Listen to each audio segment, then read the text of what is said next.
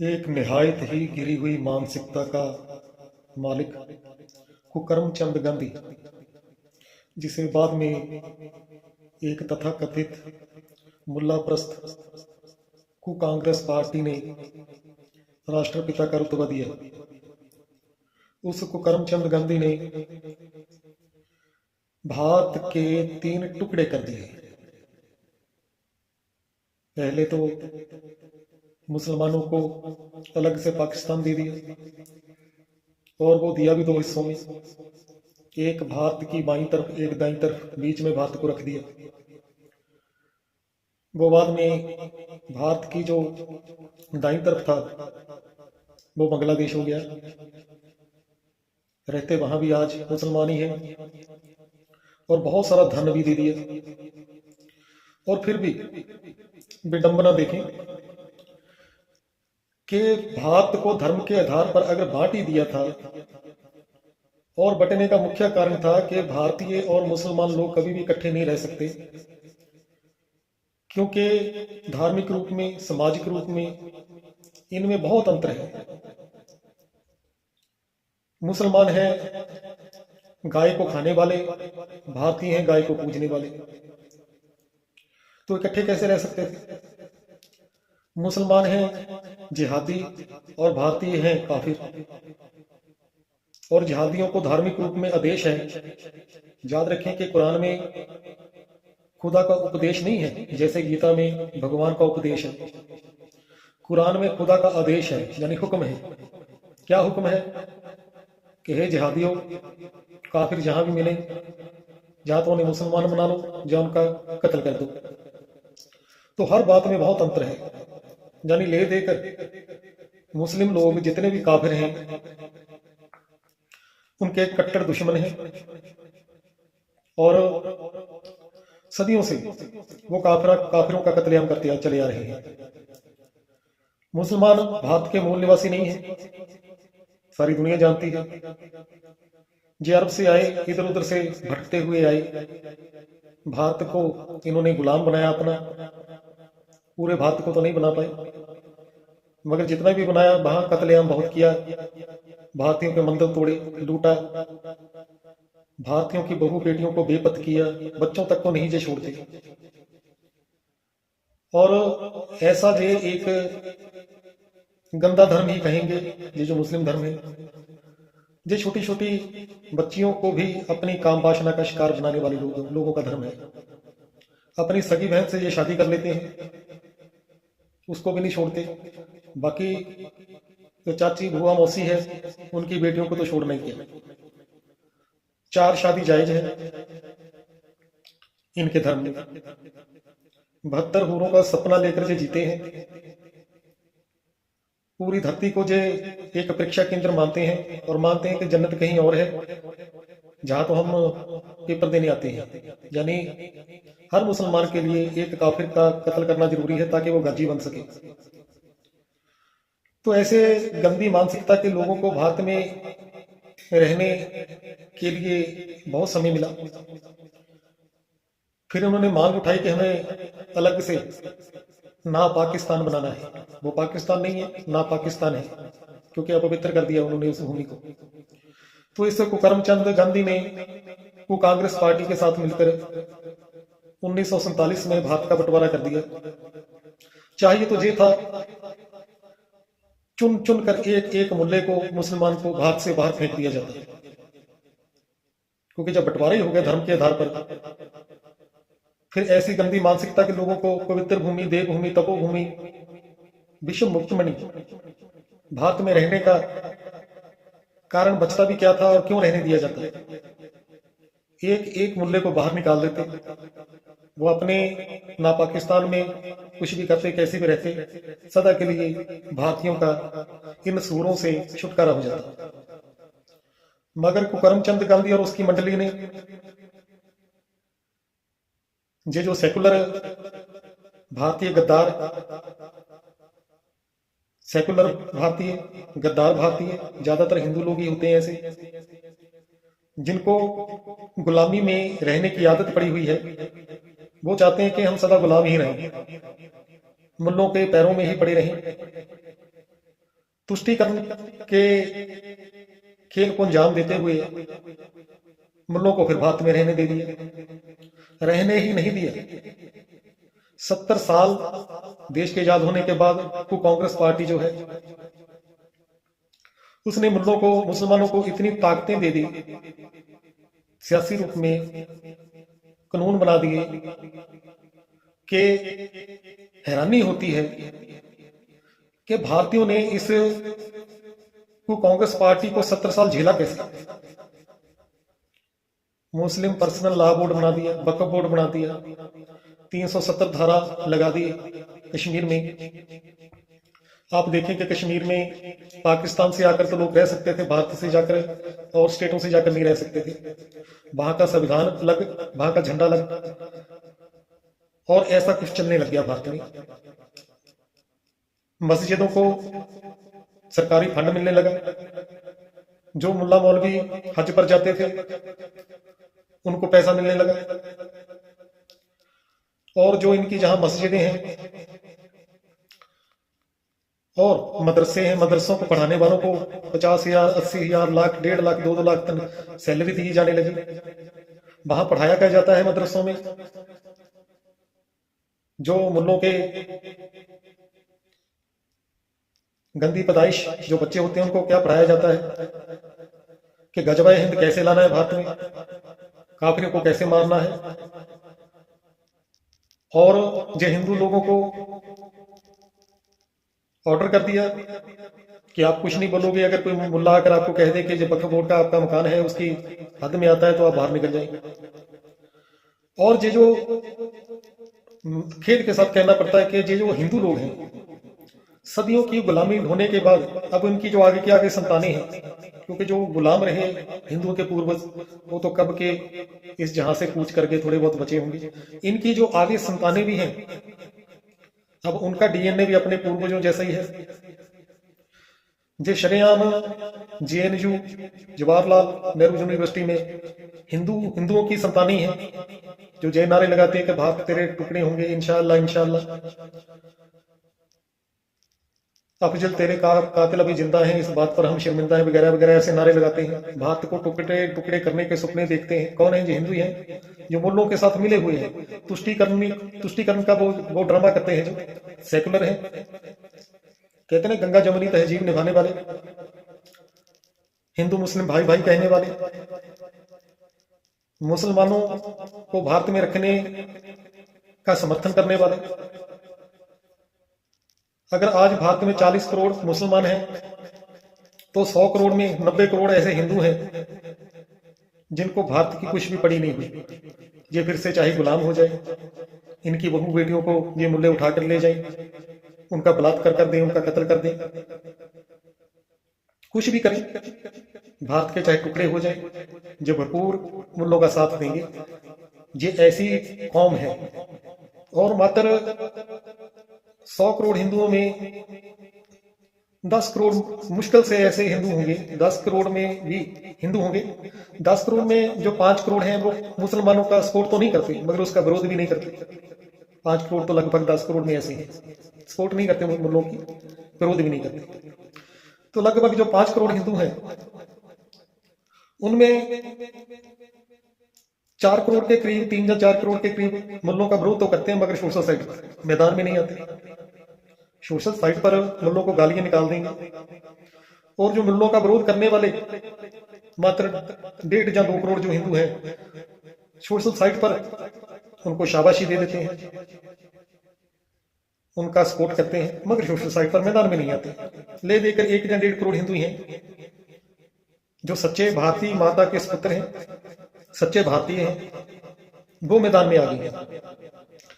अब 40 करोड़ मुल्ले और सीधे सीधे 90 करोड़ तो नहीं कहूंगा मैं जो हिंदू हैं, उनमें 50 करोड़ हिंदू तो मुल्लों का साथ देने के लिए हर समय तैयार है। ये जो 70 साल को कांग्रेस पार्टी ने शासन किया है, इसने करोड़ों ही ऐसे निर्लज, बेशर्म, कायर, महामूर्ख किस्म के हिंदू पैदा कर दिए मानसिक रूप में, जो मुल्लों का ही साथ देंगे। वो हिंदू ही हैं जो कहते हैं कि सनातन एक कैंसर की तरह है, ये एक वायरस है, इसको खत्म कर दो। हिंदू ही हैं। जे शिवसेना वाले, जे लेफ्टिस्ट, जे कम्युनिस्ट, ये सब हिंदू ही हैं, तो मुल्लों की भरपूर सपोर्ट करते हैं। जे बाला साहेब ठाकरे के जो पुत्र हैं, दो नालायक, वो शरेआम मुल्लों की सपोर्ट करते हैं। और ये जो नमाजवादी पार्टी है अखिलेश यादव की यूपी में जो पहले थी, वो मानसिक रूप में मुल्ले ही तो हैं, नाम हिंदुओं के हैं, तो क्या हुआ? ये तो मुल्लों से भी बढ़कर खतरनाक हैं वो हिंदू जो भीतर से मुल्ले हैं, मुसलमानी विचारधारा के हैं। अब बहुत से हिंदू तो पहले तो तलवार के जोर से वो कन्वर्टेड हिंदू मुल्ले बने हुए हैं, उनको पता भी है कि हमारे पूर्वज पहले हिंदू थे, फिर भी मुसलमानों को नहीं छोड़ने वाले।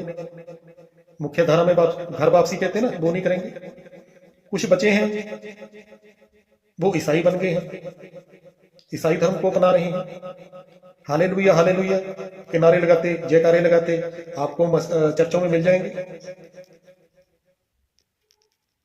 जिस सिख लोग लगा लो भारत के जो शूरवीर योद्धा माने गए, सनातन के प्रहरी माने गए, वो लाखों की तादाद में ईसाई बन गए, बनते जा रहे हैं।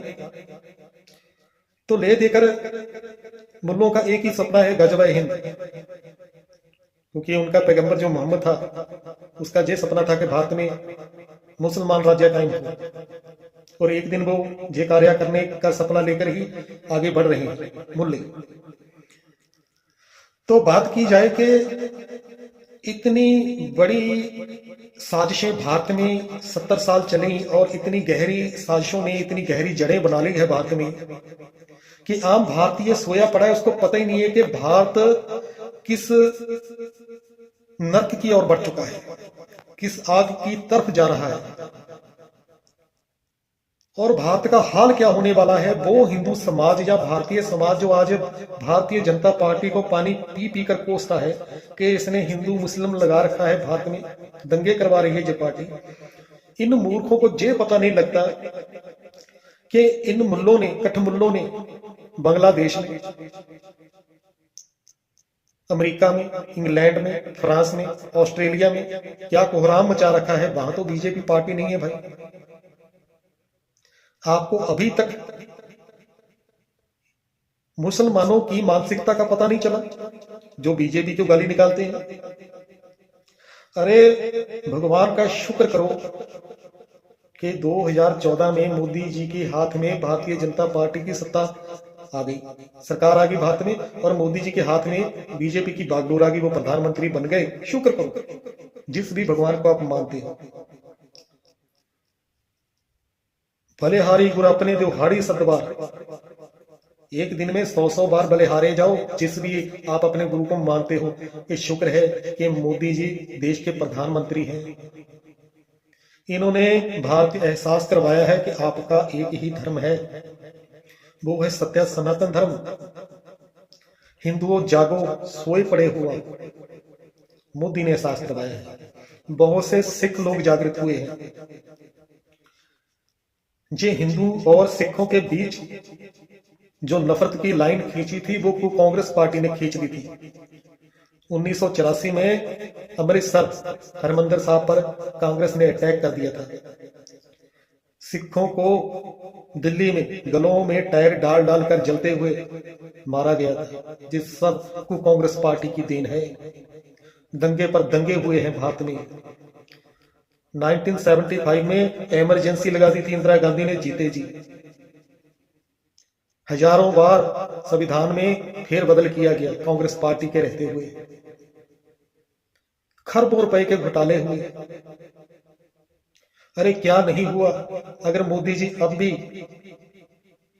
2014 में देश के प्रधानमंत्री ना बनते तो अब ये भारत फिर टूट चुका होता। इन मुल्लों ने और गद्दार जो हिंदू हैं, सेकुलर हैं, मुल्लों का साथ दे दिया होता तो कब का ये भारत फिर टूट गया होता। अब तक तो ये जो सेकुलर लोग हैं, ये जो लिबरल हैं, ये गंगा जमुनी तहजीब वाले, ये हिंदू मुसलमान भाई भाई कहने वाले, ये तो कब के खत्म कर दिए होते मुल्लों ने मिलकर, इनकी बहू बेटियों को उठाकर ले गए होते और बलात्कार करने के बाद उनका भी कत्ल कर दिया होता। शुक्र है कि मोदी और भाजपा सरकार ने सोए पड़े भारत को जगा दिया है। अभी समय है भारतीयों के लिए, फिर ये समय हाथ से निकल गया, फिर ये समय दोबारा आने वाला नहीं है। अरे मूर्खों, हिंदू लोगों, भारतीय लोगों, मैं आपको कहता हूं महामूर्खों, कायर लोगों, मरे हुए लोगों, जागो, भाजपा का साथ दो। आप कहते हो जो ब्राह्मणवादी पार्टी है, फिर ब्राह्मणों के हाथ में सारे देश की बागडोर और शक्तियां आ जाएंगी। अब वो समय नहीं रहा। अब ब्राह्मण भी वैसे ब्राह्मण नहीं रहे, वो तो कब के मर खप गए।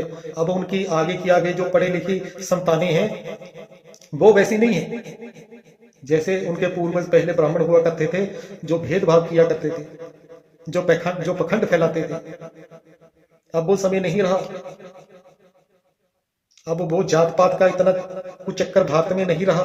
सब पढ़ लिख गए हैं, बड़ी जागृति आ गई है।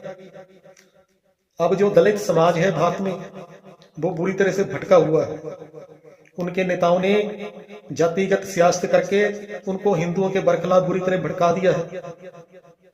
भारतीय लोग नीच कैसे बने, ये एक पुस्तक धड़ल्ले से दलित समाज वालों को पढ़ने के लिए दी जाती है। वो ठीक है, उसमें तथ्यों पर बात की है, मगर ये भी दलित समाज याद रखे कि अब वो समय नहीं है भाई। अब वो ब्राह्मण नहीं रहे, बहुत थोड़े रह गए हैं।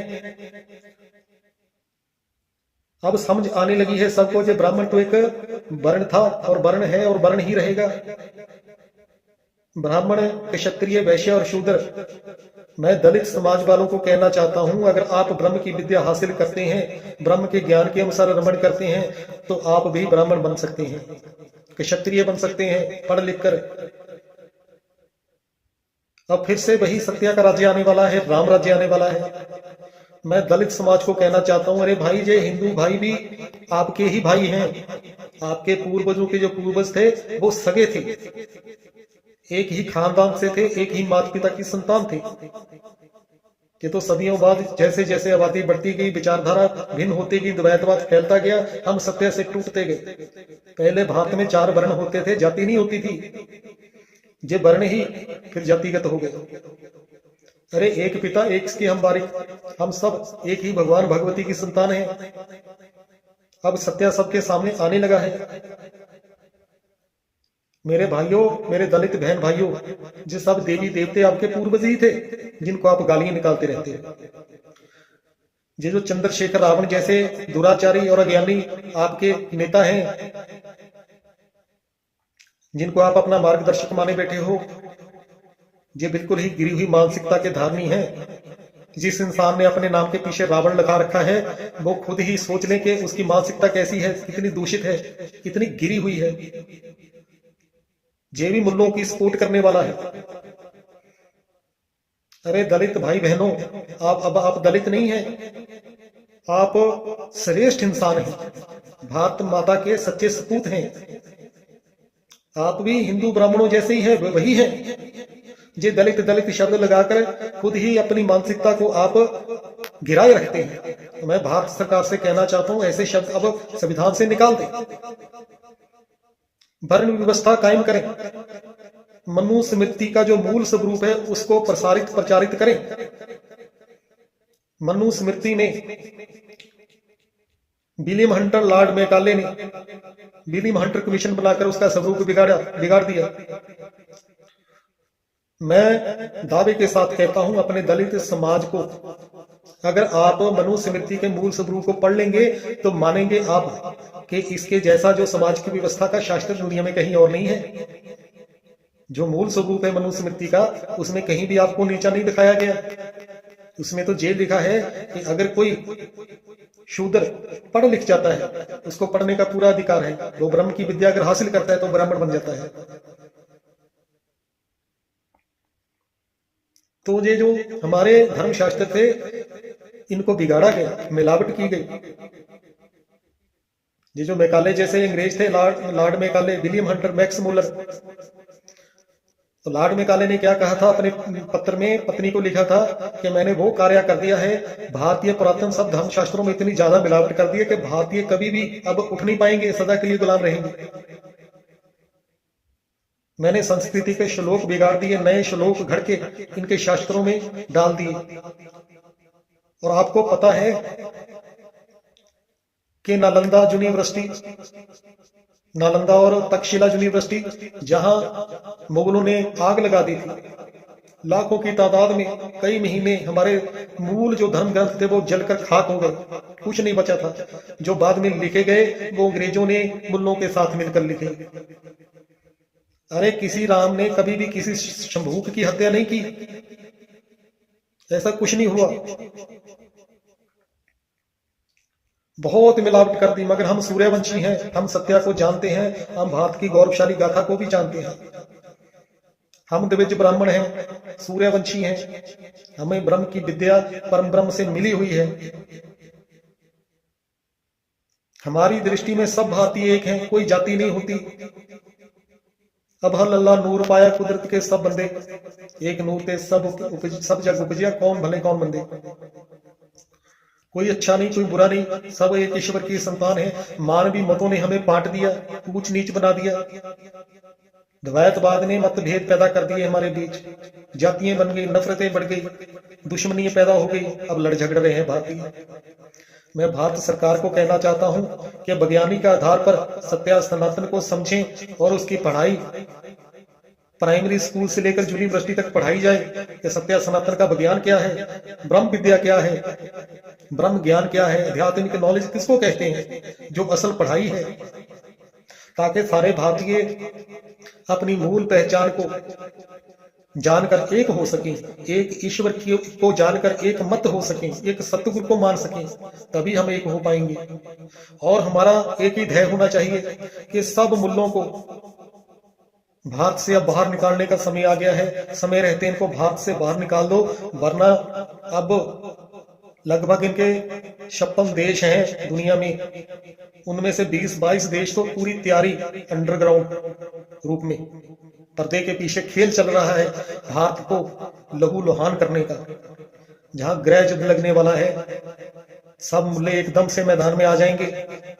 जे जिहादी हैं, समय रहते अगर हम ना जागे तो बहुत नुकसान हो जाएगा अपना। डटकर भारतीय जनता पार्टी का, सनातनी संगठनों का साथ दो, वो बाद में हम देख लेंगे कि कैसे भारतीयों को सत्य सनातन का विज्ञान समझाना है और कैसे पूरे विश्व का आध्यात्मिक रूप में मार्गदर्शन करना है।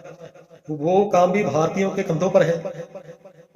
सूर्यवंशी वो रोल अदा करेंगे, पूरे भारत को और पूरे विश्व को आध्यात्मिक रूप में मार्गदर्शन देने का कार्य सूर्यवंशी करने के लिए तैयार बैठे हैं। हम तो तैयार हैं, मगर उससे पहले इकट्ठे हो जाओ, क्योंकि जो बिल्कुल गिर चुकी मानसिकता के लोग हैं, गिरी हुई मानसिकता के गंदे लोग हैं, ये जो मुसलमान हैं। हमारे विषय शास्त्रों में लिखा हुआ है कि ये एक पिशाच धर्म है, ये जो मुसलमान धर्म है। आने वाले समय में ये पिशाच धर्म पूरी धरती पर इतना कोहराम मचा देगा कि उसके बाद समूल नष्ट हो जाएगा, खत्म हो जाएंगे ये सारे मुसलमान। मगर मरते मरते बहुत बड़ा नुकसान भारत का कर जाएंगे। अंत में जीत तो भारतीयों की ही होनी है, भारत की होनी है। सत्यामेव जयते लिखा हुआ है ना, अंत में तो सत्या की ही जीत होती है। मगर वो सत्या है क्या, किस ग्रंथ में लिखा पड़ा है? किसी भी ग्रंथ में पूर्ण सत्या नहीं है। तो वो पूर्ण सत्या ब्रह्म विद्या, ब्रह्म ज्ञान, आध्यात्मिक ज्ञान है, जो सतगुरु के द्वारा वो ईश्वर हमें देता है परम ब्रह्म के रूप में। उसको भी खोजें, सत्य को जानने का प्रयास करें। एक ही भगवान है, एक बार ही आता है। कोई 24 भगवान या 24 स्वरूप नहीं भगवान के होते। इन हिंदुओं ने तो भगवान को बहरूपिया बना दिया।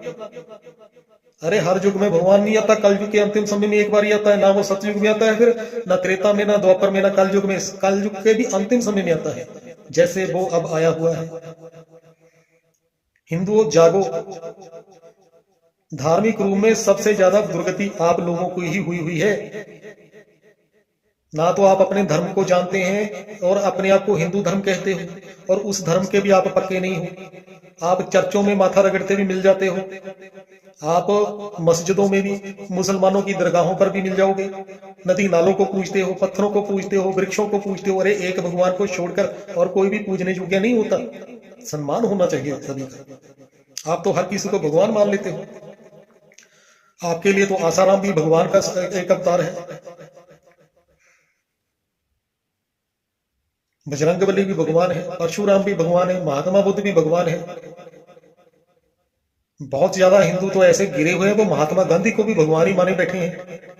और मैं मोदी सरकार से कहना चाहता हूं, ये जो महात्मा गांधी की फोटो लगी होती है करेंसी पर, हमारी भारतीय करेंसी पर, उसको हटा दो। अरे इतने इतने बड़े हमारे भारत में रहबर आए हैं, महापुरुष आए हैं, श्री गुरु गोविंद सिंह जी जैसे, श्री गुरु नानक देव जी आए हैं, सुभाष चंद्र बोस जी थे जिन्होंने आजाद हिंद फौज तैयार की जिससे हमें आजादी मिली, भगत सिंह जी हैं, शिवाजी हुए हैं, महाराणा प्रताप जी हुए हैं, राणा सांगा हुए हैं, गुरु रविदास जी हुए हैं। इन सब की फोटोएं लगा दो करेंसी के ऊपर। इसको करमचंद गांधी को करेंसी से हटा दो, बहुत बड़ा उपकार हो जाएगा भारतीयों के ऊपर और उनको उनका बनता सम्मान मिल जाएगा। जो धार्मिक महापुरुष हुए हैं, स्वतंत्रता सेनानी हुए हैं, इतने बड़े शहीद हुए हैं, इसको करमचंद गांधी को क्यों लगा रखा है करेंसी के ऊपर? जैसे भारत में कांग्रेस 80% लगभग 90% खत्म हो गई है, उसी तरह से हमारी जो पैसा है, हमारा करेंसी है, उसके ऊपर से ये इसको करमचंद गांधी तो बिल्कुल ही खत्म कर देना चाहिए। अब बहुत बातें हैं जो मैं आपसे करना चाहता हूं, समय मगर उसकी इजाजत नहीं देता। बाकी बातें फिर कभी करेंगे। जय श्री महाभारत, जय सत्य सनातन, जय श्री राम, ओम नमो शिवाय, हर हर महादेव।